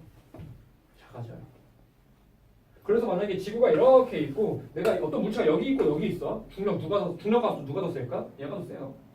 얘가 더 높아요. 얘는 더 낮아져요. 실제로 계산값이 그래. 근데 이제 문제에서 실험 같은 거 할 때 여기 물체를 놓고 여기 떨굴 거야. 그럼 이 실험 하나 정도는 그냥 높이가 같다고 와서 그냥 중력값도 똑같이 9.8로 계산을 할 거야. 실험 자체는 만약에 문제에서 뭐 산 꼭대기만 저기만 위성 있는 곳, 그다음에 지표면 이런 거 비교할 때는 중력값도는 달라질 수 있어요. 하지만 그냥 일반적인 실험에서는 중력가속도는 다 뭐가 똑같다라고 얘기를 해요. 자, 가속도는 변하는 게 있어 없어? 자, 아무것도 안 변해? 얘도 안 변해? 높이도 안 변하는 거지. 그러면은 절대 안 변하겠네. 자, 보통 그런 얘기를 해요. 중력가속도는 물체의 질량이 크면 클수록 중력가속도는 클까요, 작을까요? 물체의 질량. 여기 지금 이 수식 봐봐. 물체의 질량이 들어가 있어? 물체의 질량이 앞에 있어. 얘가 가속도라고. 가속도는 물체의 질량이랑 관련이 있을까 없을까? 전혀 없어요. 자, 자주 나와요. 물체의 질량과 가속도는 전혀 관련 없어요. 물론 중력은 커지지. 중력 가속도는 그대로라고. 그건 무슨 얘기일까? 자, 이 물체랑 볼링공이 있어. 얘를 잡고 동시에 딱 떨굴 거야. 만약에 아무 공기 저항이 없다면은 얘가 두 물체가 받는 가속도는 두 개가 어떨까? 똑같아요. 그럼 떨궜을 때 어떻게 될까? 두 개가 동시에 떨어져요. 즉 깃털이랑 볼링공이랑 놓고 떨굴 거야. 동시에 떨어집니다. 가속도가 똑같으니까요. 물론 실제로는 얘가 훨씬 빨리 떨어지지. 공기 저항이 많이 있으니까. 진공이 진공 상태에서 깃털과 볼륨을 놓고 탁 떨굴 거야. 동시에 떨어져요. 바닥에. 왜? 중력 가속도는 물체의 질량과 관련은 없으니까. 물론 중력은 누가 더 세? 풀림공이 더 세지. 질량이 더 높으니까. 그게 플러스 강이 2번에 나와 있는 거야. 무게가 다른 물체의 낙하. 무게가 달라도 높이만 똑같다면 바닥에 동시에 떨어집니다. 왜? 중력 가속도는 똑같을 거니까요.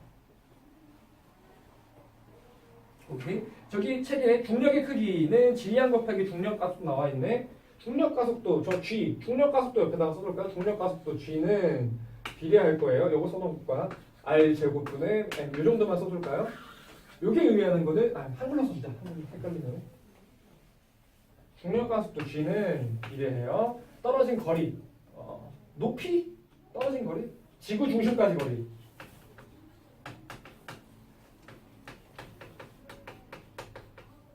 거리의 제곱분의 지구 질량이에요. 이걸 한 방에 쓴 게 이거야 그냥. R 제곱분의 라지 M이에요. 이걸 한 방에 쓴 게 이렇게만 써놔도 돼. 여기에 내가 의미해주고 싶은 게 뭐였냐면은 중력 가속도는 물체의 질량과 관련이 있다 없다? 없다. 이렇게 써두세요. 중력 가속도는 물체의 질량과 전혀 관련이 없어요. 높이랑만 관련이 있지. 지금 진짜 에베레스트 가면 중력 가속도 작아져요. 오, 줄어들어요. 느껴져요. 내가 안 가봤으면 모르겠는데 얼마나 차이 나는지 모르겠어. 꽤 차이 날걸 그래도. 그러니까 여기서 만약에 내가 여기서 떨궜을 때 뭐 1초 걸렸다면 에베레스트 산에서는 조금 뭐 1점 몇 초 걸리겠지. 조금 덜 떨어져요. 오케이. 요 느낌이야. 중요한 거. 중력 가속도는 물체의 질량과 전혀 관련 없다. 질량과 관련 없다 써놔. 물체의 질량과 관련 없다. 물체의 질량과 관련이 없을 거예요. 자, 요게 중력이 되죠.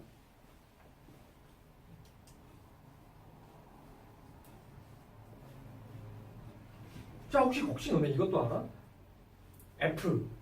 우리 뉴턴 제2법칙인데 이건 뭐 너희 많이 들어봤을 거야. F는 뭐라고 해야지? F는 뭐뭐 이렇게 얘기해 보통. F는 MA 이거 처음 들어봐? 이거 처음 봐? 식이거든. 아무튼 F는 뉴턴이 이걸로 만들어낸 거야 힘을. 힘 자체라고 하는 거는 물체의 질량 곱하기 가속도예요. 그래서 얘가 행성 단위로 가면 뭘까? mg야. 중력이 되는 거죠.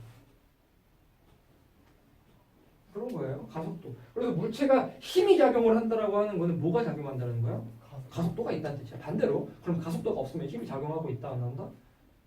안 하고 있다는 뜻이에요. 혹시 기억나? 우리 중1 때 등속 운동하는 거. 등속 운동은 R자의 힘이 몇이야? 0이라고 배워요. 왜일까? 등속 속도가 변해 안 변해? 안 변해. 가속도 있어 없어? 없어요. 여기 얘가 0이라고 힘 몇이야? 0이에요. R자 힘 0입니다. 그래서 R자 힘이 0이었던 거야. 그래서 R자 힘이 0이면은 두 가지 운동을 해요. 정지해 있거나 등속 운동을 하거나 둘 중 하나입니다. 또 뒤에서 한번 또 할 거고. 자, 그러면은 밑에 자유낙하 운동을 한번 봐볼까? 그러면 이 중력을 한번 느껴보자. 자유낙하 운동이라고 하는 거는 내가 얘를 잡고 떨굴 거예요.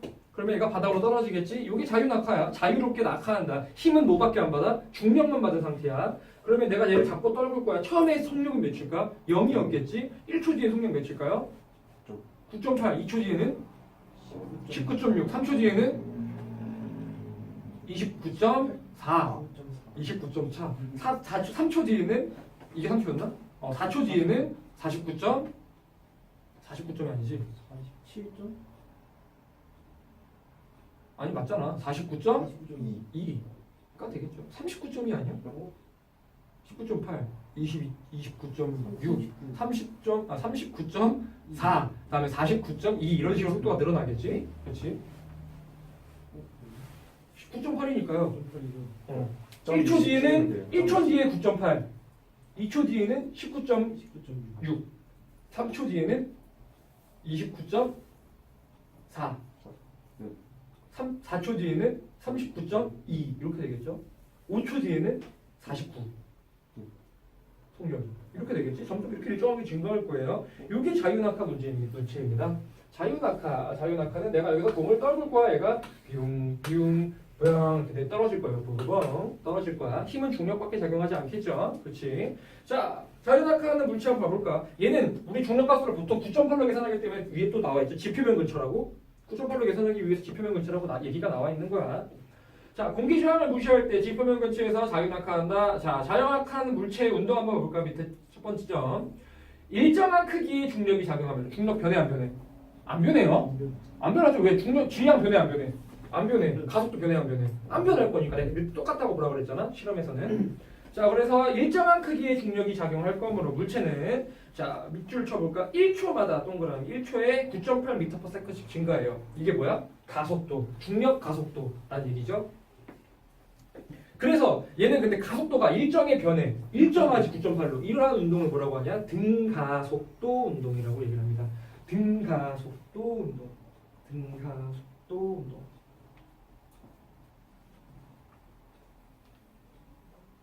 물체의 방향은 당연히 무슨 방향?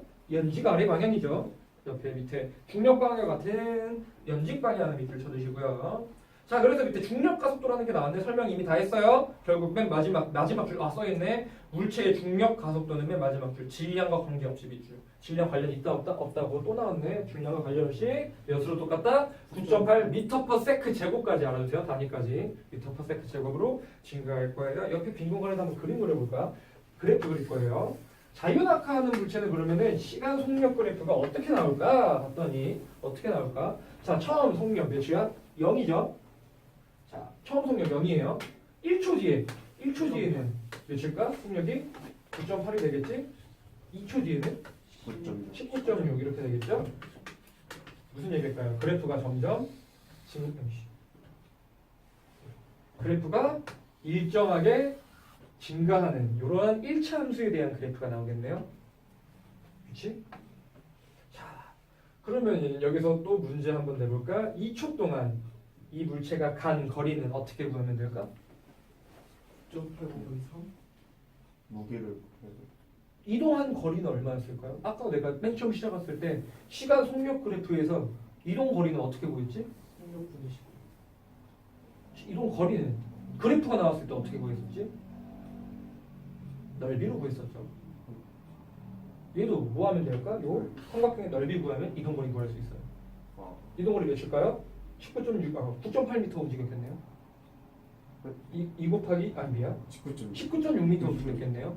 얘가 2초 동안 움직인 거리는 19.6이에요. 모든 물체가 우리는 얘를 놓잖아. 2초 동안 19.6m 움직여요.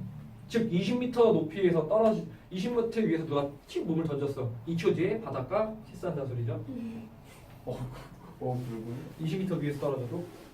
그렇지. 무거운 사람 더 빨리 떨어지고. 그래서 그래프 지금 옆에다 그래프 써주는 게 이런 그래프를 그려놓고 이 넓이는 뭐를 의미한다? 이동거리다 써두세요. 이동거리. 얘는 잘 봐. 얘 같은 경우에는 또 자, 요 기울기가 의미하는 게 뭘까? 아까 기울기는 시간분의 속력이지. 시간분의 속도. 자, 이거 속도의 변화량, 시간의 변화량 뭐랑 같을까? 아까 가속도 계산했던 거랑 똑같게 되겠지? 가속도는 t분의 속도의 변화량이었으니까. 그렇지? 그럼 얘는 이 기울기가 의미하는 게 뭘까? 중력 가속도가 되겠죠? 다른 얘기로 그냥 가속도가 돼요. 자, 이제 넓이는 이동거리지만 옆에 기울기는 가속도가 됩니다. 가속도. 요게 지구로 따졌을 때는 중력 가속도가 9.8이 나와야 되겠지? 얘는 자유낙하할 때는 이렇게 될 거예요. 자유낙하할 때는 가속도, 중력. 요 그래프를 좀 그려줬으면 좋겠어. 기울기는 가속도가 될 거고 넓이는 이동거리가 될 것이다.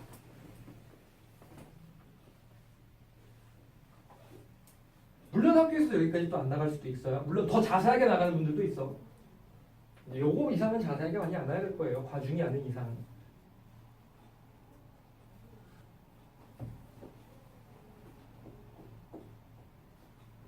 아시겠습니까?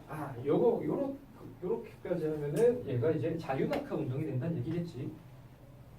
지금 자, 자유낙하했어. 3초 뒤에 얘 1초야. 얘 2초. 3초 뒤에 속력 몇이라고? 29.4가 되겠네요. 뭐 이런 것들 다 쉽지. 계산하기 어렵지 않아요.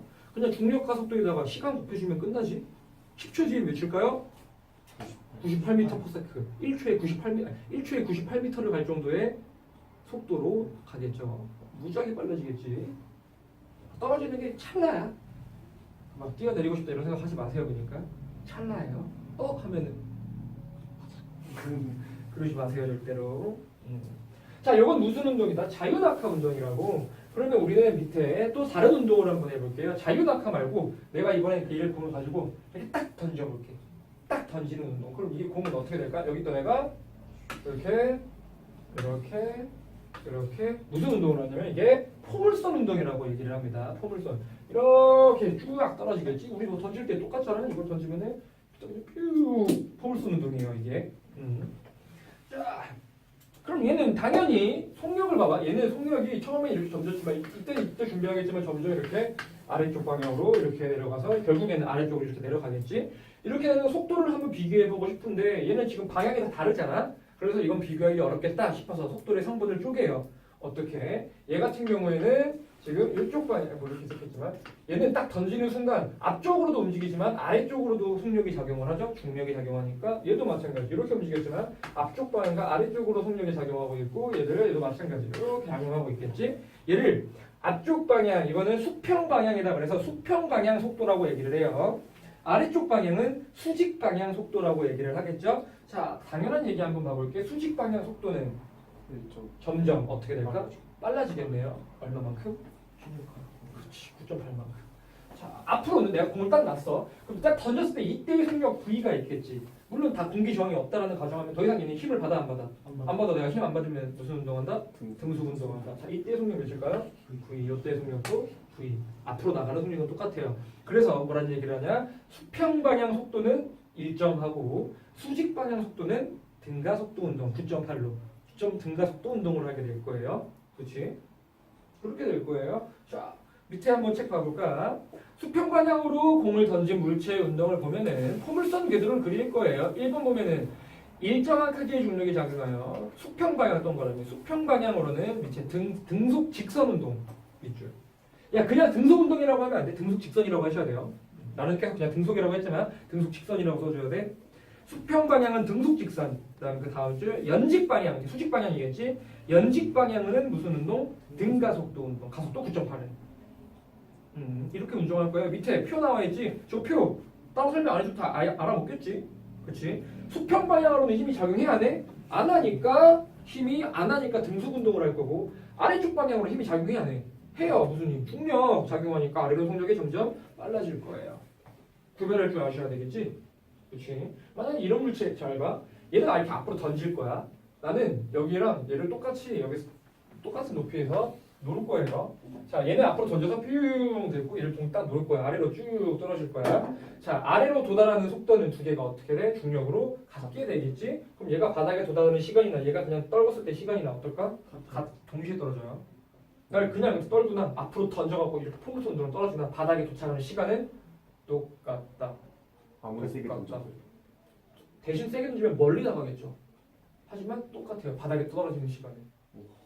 지금 뭐 길게 내가 얘를 살살 던져서 이렇게 해서 바닥에 떨어지는 시간이나 얘를 세게 던져서 이렇게 떨어지는 시간이나 아래쪽으로 떨어지는데 걸리는 시간은 두 개가 똑같아요. 얘를 이렇게 떨구나 똑같아요.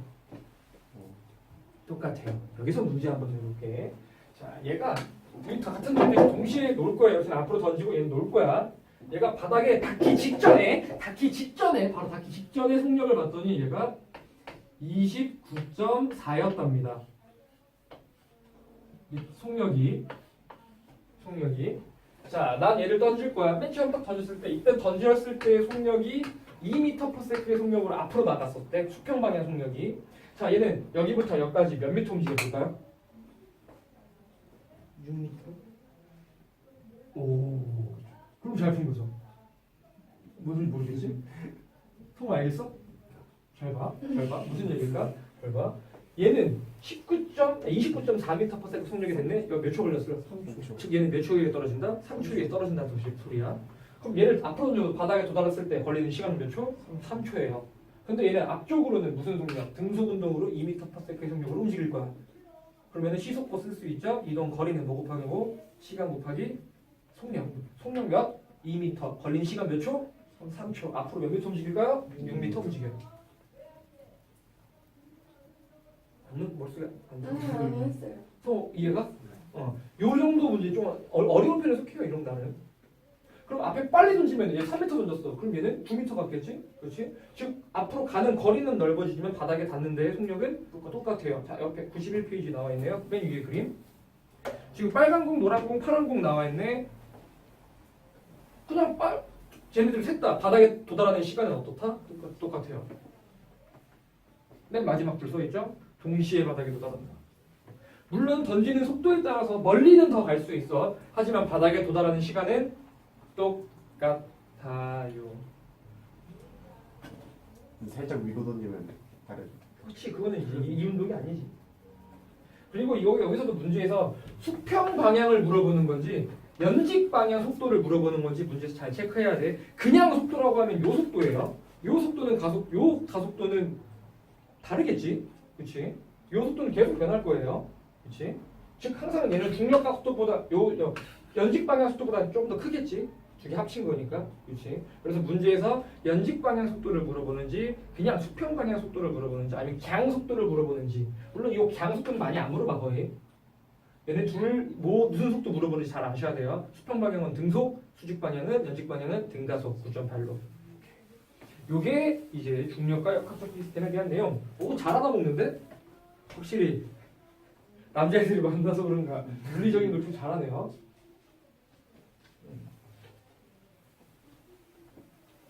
자, 그래서 얘가 뉴턴이 생각을 해봤어. 지구가 이렇게 있어. 내가 여기서 공을 탁 던질게. 딱 던지면 공은 이렇게 포물선 운동 아래로 떨어지겠지? 그렇지? 근데 지구가 둥그니까 졸라 빨리 던지면은 이 떨어지는 라운드 따라서 지구가 둥글잖아. 그럼 계속 어떻게 될까? 이렇게 얘는 계속 떨어지고 있지만 지구는 어떻게 될까? 얘는 계속 그냥 똑같이 움직이고 있는 거겠죠? 이렇게 한 바퀴 삥 돌 수 있지 않을까? 라는 생각을 했어요. 가능할까 불가능할까? 가능합니다. 가능해요. 어느 정도인가요? 힘이 아니고 내가 이거 정확히 기억이 안 나는데 듣기로 이게 초당 13km/s의 속력으로 던지면 가능한 걸로 알고 있어요. 초당 14km로 갈 수 있을 정도로. 불가능하다는 소리예요. 못합니다. 왜? 공기 저항 때문에 못해요. 현대에서는. 근데 이걸 가능하게 하는 게 뭐야? 그래서 그렇지, 인공위성. 인공위성 둥둥 떠 있잖아. 왜? 이렇게 가만히 있는 거 아니에요. 움직이지 계속. 움직이고 있죠. 이 원리로 인공위성의 원리가 된 거예요. 오. 왜? 인공위성이 지표면 근처에 못 있어. 저항 때문에 이 속도를 못 내. 이 속도를 못 내. 되게 빠른. 그리고 위로 올라가면 올라갈수록 또 중력도 약해지니까 그 속력도 좀 적어지겠지. 초당 13km까지는 안 될 수도 있어요. 그래서 아무튼 인공위성으로 그래서 인공위성의 원리가 뉴턴이 생각을 해놨어요. 아, 이렇구나. 진짜 우리도 이제 앞으로 초당 13km를 달릴 수 있으면 그냥 가만히 앞으로만 가고 있으면 지구를 한 바퀴 돌아요. 삐용 돌아가고 올 거야. 이게 이제 밑에 뉴턴의 사고 실험이라는 얘기예요. 그거를 멈추려면 어떻게 멈춰? 그거까지 나한테 설마 안 멈추겠지. 그거 맞으면 죽는 거 아니야? 아우 멈추지. 아니 일단 그렇게 달리는 것도 불가능한데. 사고 실험이라고 하는 건 설마 액시던트 실험이 아니에요. 생각 띵킹이야. 사고 실험. 그래서 생각을 해봤다. 그래서 지금 보면 저 1번 쪽 그림 보면은 천천히 던지면 아래로 떨어지지 그냥. 떨어지는데 졸라 빨리 던지면 이렇게 될 거예요. 그러겠구나. 그렇다고. 자, 밑에 중력과 역학적 시스템을 한번 볼까요? 중력과 역학적 시스템은 무슨 얘기냐면은 이렇게 우리가 배웠던 중력들, 굉장히 다양한 중력들, 다양하지 않았지? 다 똑같은 균이겠지만 중력들이 작용을 했지. 이것 때문에 우리는 지구에 살아가고 있으면 지구에 있는 모든 시스템들은 지구 중력의 영향을 받겠죠?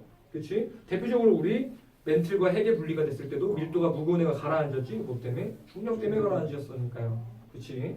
왜 밀도가 무거운 애면은 중력이 커지잖아요. 그러니까 더 세지니까 내려가겠지. 그래서 밑에 보면은 중력이 지구 시스템에 미치는 영향, 지구에 대한 뭐 자연 환경 이런 데 미치는 영향들이 있을 거고 또한 생명체들한테 미치는 영향들도 있겠지. 그거에 대해서 나온 부분이에요. 자, 첫 번째 중력이 지구 시스템에 미치는 영향 뭐가 있으냐. 첫 번째 지표면 근처의 대기층 형성. 자, 우리 올라가면 올라갈수록 공기가 희박해지죠. 에베레스트 산을 올 때 산소 공기 끼고 가지. 왜 희박해질까? 산소, 즉 기체도 뭐야? 분자야. 분자라는 건 질량을 가지고 있어요. 무슨 힘을 받을까? 중력을 받아요. 그래서 지구 아래로 모여 있는 거야. 지표면 근처에. 위에 공기들도 있었겠지. 아래로 몰려서 내려온 거예요. 중력 때문에. 그래서 지표면 근처에 대기층이 형성된다. 이것도 중력 때문이야. 중력 때문이에요. 올라갈수록 산소가 희박해진다. 중력 때문에 없어지는 거예요. 두 번째, 이것도 많이 헷갈리는데 대류 현상. 대류 현상이 뭐지? 그 뜨거운 공기랑 그래, 뜨거운 공기랑 차가운 공기랑 섞여가지고 위를 움직이는 거였죠. 차가운 공기가 가라앉아, 뜨거운 공기가 가라앉지. 차가운 게 가라앉지. 왜 가라앉지? 위에서. 무거우니까. 무거우니까. 무겁다라는 게 뭐야? 무게예요.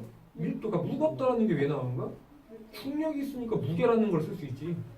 그러니까 밀도가 크다라는 건 뭐야? 상대적으로 빽빽하니 질량이 클 거 아니야? 그 면적에 비해서. 그래서 가라앉는 거예요. 만약에 중력이 없었다면 가라앉을까? 안 가라앉아요. 그냥 차가우면 차가우고 뜨거우면 뜨거운 거야. 전혀 안 움직여 얘네들이. 즉 그래서 대류 현상, 즉 바람이 불어 대류 현상이 일어나는 것도 중력이 있으니까 가능한 거야. 중력이 없었으면 대류 같은 거 안 일어나요. 우주의 온도 차이에 의해서 대류 일어나? 안 일어납니다. 그럼 뭐 어떻게 끔찍해. 대류, 그래서 지금 대류 현상도 중력 때문이에요. 알아두세요. 대류 현상을 많이 헷갈려야 해요. 대류 현상, 공기가 움직이는 게 중력이랑 뭔 상관이라고 생각하시면 안 돼요. 바람 부는 것도 다 중력 때문에. 그래서 대류 현상 알아두시고요. 그다음 뭐 밀물과 썰물은 뭐 너무나 잘 알지. 조수관 맞죠? 지구, 달, 지구와 달은 얘도 질량 가지고 있으니까 만류인력 작용하겠죠. 중력 서로 같은 중력 작용하겠지. 지구가 이렇게 있으면 달이 이렇게 있잖아. 물론 태양 때문에도 있지만 달이 원인이 크니까. 물이라고 하는 건 움직이잖아. 달이 여기 있으면은 여기는 바닷물이 약간 이쪽으로 쏠려요. 이런 식으로. 그럼 여기는 밀물이 될 거고 여기는 썰물이 되겠죠. 밀물과 썰물도 중력 때문입니다. 크게 중력, 그 지구 시스템에는 요 세 가지 정도 알아두시면 돼요. 지표면 근처의 대기, 대류 현상, 물물 썰물. 자, 그럼 옆에 넘어가서 중력이 그러면 생명한테는 뭐 때문에 이렇게일까? 나와 있네. 첫 번째 보면은 뿌리는 어디로 자라죠? 위로 자라요? 아래로 자라요. 왜? 중력 때문에요. 아래로 당기니까 땅은 뿌리는 아래로 떨어진 거예요. 당연한 얘기죠. 그리고 또 코끼리랑 사람이랑 누가 더 근육이 세? 코끼리가 세. 사람 뼈랑 코끼리 뼈랑 부딪히면 누가 깨질까? 사람 뼈가 깨져요. 당연하겠죠. 우린 당연해. 그게 왜 그럴까? 이유가 있어요. 왜? 코끼리가 질량이 크잖아. 그럼 똑같이 지표면에 있어도 뭐가 더 세? 중력이 더 세져요. 그럼 얘는 아래로 달려가는 힘이 더 셀 거 아니야. 그러니까 그걸 버티기 위해서 근육이 세진 거고 뼈가 단단해진 거야. 사람보다 20배 세되나? 골밀도가? 그러니까 뼈 자체가. 그랬던 것 같아요.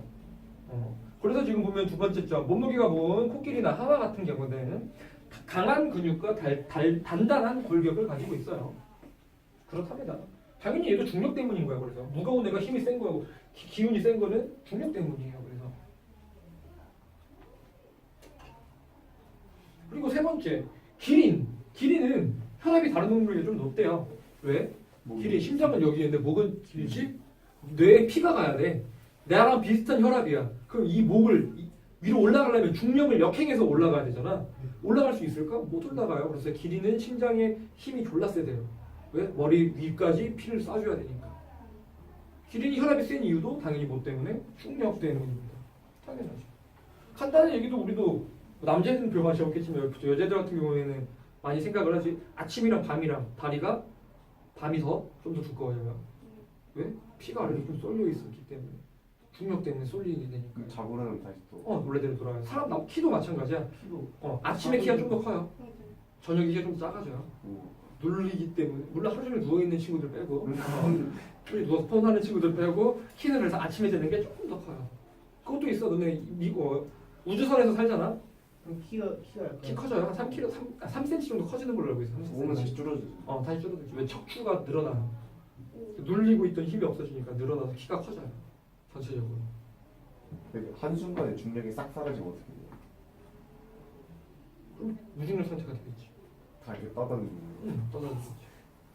지구도 분리되고. 지구가 무중력 상태가 되려면 지구의 질량이 없어져야 되겠지.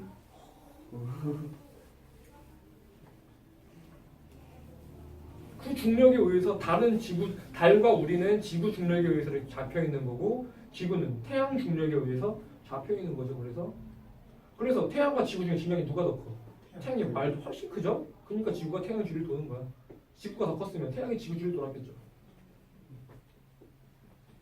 이렇게 되겠죠. 이렇게 각각 둘 다 비교해서 알 줄 알아야 돼. 그러니까 지구 시스템인지 생명 시스템인지도 비교할 줄 아셔야 돼요. 영향을 미치는 거 정도는 꼭 알아두시면 좋을 것 같아. 물론 이거 말고 학교에서 다른 선생님들이 또 다른 예들도 알려주실 수도 있어. 그것들도 꼭 알아두셔야 됩니다. 밑에 개념 썼고. 자, 아무튼 자 운동량과 충량까지는 안 나갈 거고요. 관성만 하고 끝낼게요.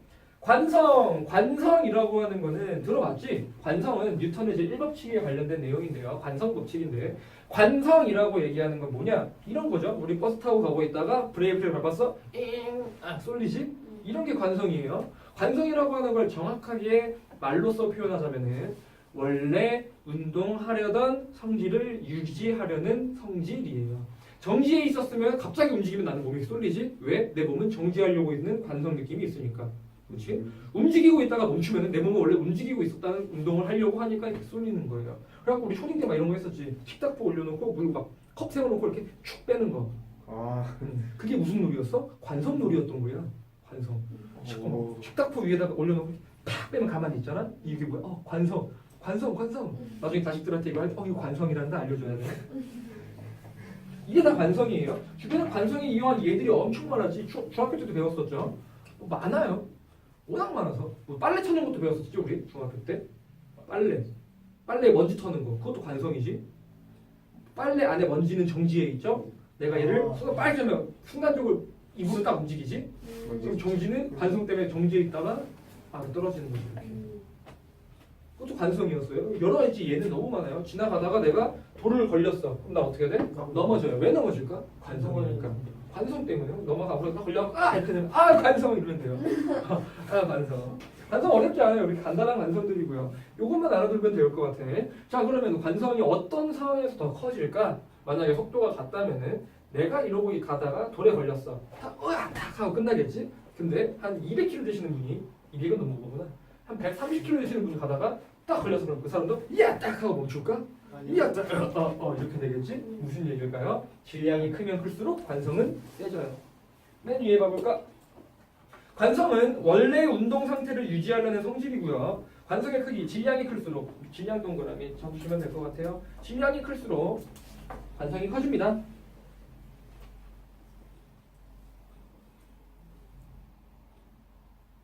자, 그럼 밑에 관성 법칙이 나와 있는데 그럼 이거 잠깐 역으로 한번 생각해 보자. 역으로. 물체가 외부에서 힘을 가하거나 내가 돌 걸린다도 하는 거 외부에서 힘을 가한 거지 나한테. 내가 외부에 힘을 가했을 때 원래 운동을 유지하려는 성질이 관성이었잖아. 그렇다면 이걸 역으로 얘기해서 그럼 외부에서 힘이 작용을 하지 않는다면 나의 운동 성태는 변할까 안 변할까? 안 변한다는 소리죠. 무슨 얘기? 얘 지금 정지해 있지. 여기 외부에서 아무 힘도 안 가할 거야. 얘 움직여 안 움직여? 안 움직여요. 정지해 있겠죠. 자, 내가 등속으로 움직이고 있었어. 외부에 돌부리에 걸리지도 않고 외부에 아무 힘도 안 받고 있어. 그렇지? 그럼 관성이 작용해 안 해? 안 하지. 그럼 얘 속력은 어떨까? 일정하겠지? 무슨 운동? 등속 운동. 등속 직선 맞아. 등속 직선. 등속 운동, 등속 직선 운동이 되겠지? 그래서 우리 아까 했을 때 등속 직선 운동은 알짜힘이 0이다. 이유가 뭐야? 관성 법칙 때문에 그런 거라고 볼 수도 있어요. 왜? 얘의 속도가 일정한 이유는 얘의 운동 상태를 변화시켜 줄 만한 관성이 없었거든.